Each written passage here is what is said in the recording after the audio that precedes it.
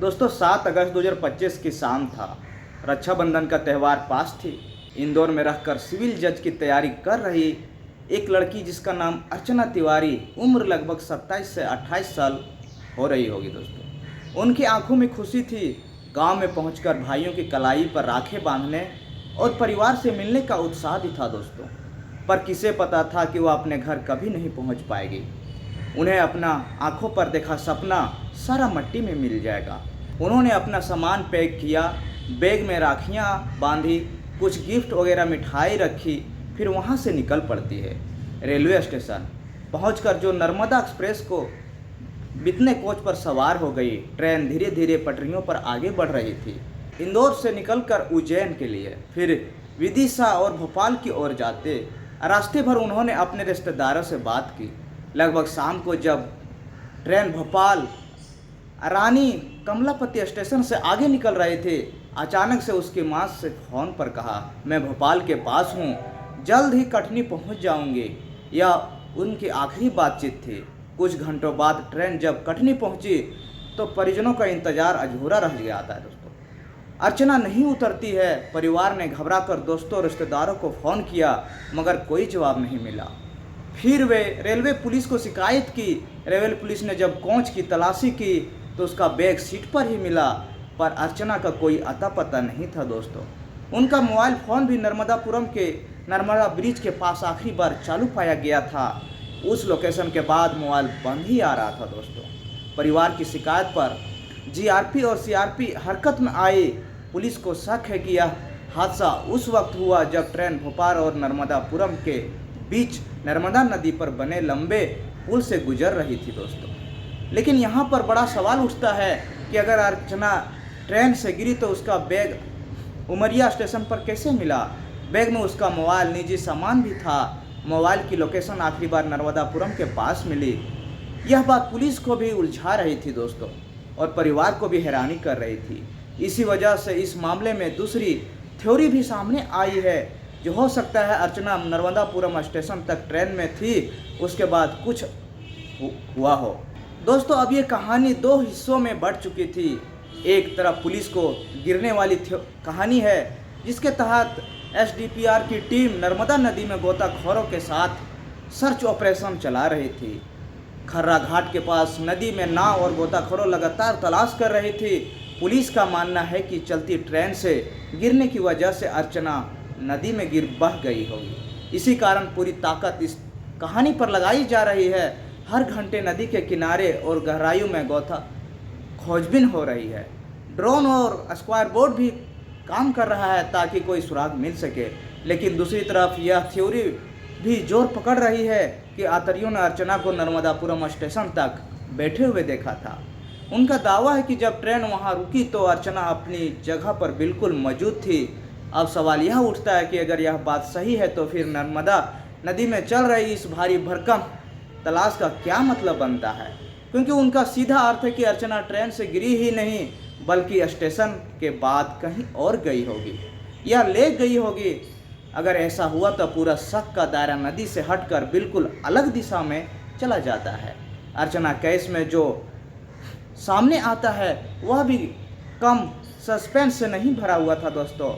7 अगस्त की शाम वह इंदौर के हॉस्टल से निकली और उसी वक्त से उसको हरकत गतिविधियों परिवार की नज़र बनी हुई थी। सीसीटीवी फुटेज में साफ दिखाया गया कि उसने अपने बैग, अपने पास रखे पैकेट और ज़रूरी सामान रखा था, क्योंकि उसका इरादा कटनी जाकर अपने भाई को राखी बांधने का था दोस्तों। इसके लिए उसने नर्मदा एक्सप्रेस पकड़ी। ट्रेन में बैठते ही उसने अपने घर वालों को मैसेज किया कि वह ट्रेन में सवार हो चुकी है। रात करीब 10-10 बजे अर्चना ने अपने माँ से आखिरी बार फ़ोन पर बात की। उस समय ट्रेन भोपाल के रानी कमलापति स्टेशन के पास थी दोस्तों, और आवाज़ सुनकर उसकी माँ को लगा कि सब कुछ सामान्य है। लेकिन इस बात के कुछ ही मिनट बाद मोबाइल नर्मदा के पास आखिरी बार लोकेशन हुआ और अचानक बंद हो गया दोस्तों। यही बात परिवार को चिंता का कारण बना हुआ है। हालांकि शुरुआत में उन्हें लगा कि शायद नेटवर्क की समस्या होगी, लेकिन हालात तब गंभीर हो गए जब 8 अगस्त की सुबह उमरिया स्टेशन पर ट्रेन पहुंची तो 3 कोच में अर्चना की सीट पर रखा हुआ बैग तो मिल गया, लेकिन अर्चना खुद नहीं मिली।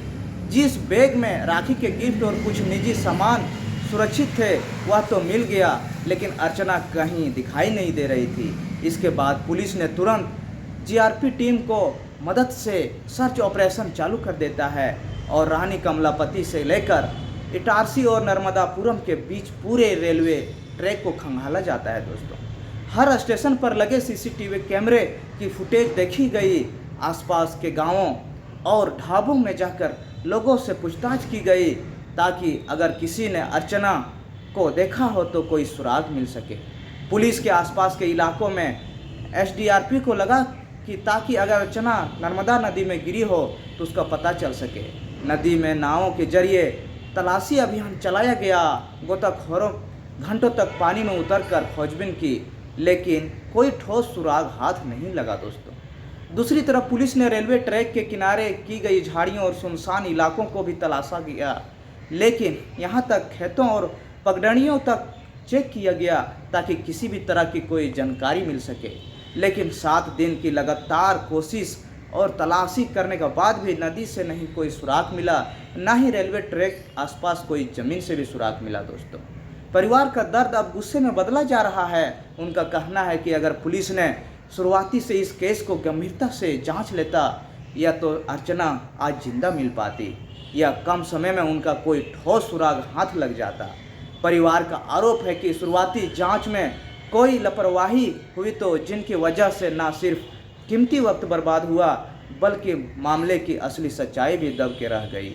जहां अर्चना का मोबाइल स्विच ऑफ हुआ, वहीं उसकी वजह से परिवार के मन में शक और गहरा हो गया। पूरी जांच अब सिर्फ औपचारिकता बन रह गई है। अर्चना के भाई ने मीडिया से कहा कि हमें पूरा भरोसा है कि हमारी बहन ट्रेन से नहीं गिरी, बल्कि उसके साथ कुछ गलत हुआ है और यह गलत काम ट्रेन के कुछ अंदर हुआ है। तो दोस्तों, अर्चना तिवारी की तलाश अब उस मुकाम पर पहुंच चुकी है जहां हर दिन एक नई पहेली सामने आ रही है। पुलिस की टीमें थक कर हार चुकी है, लेकिन नतीजा अब तक 0 ही मिला है दोस्तों।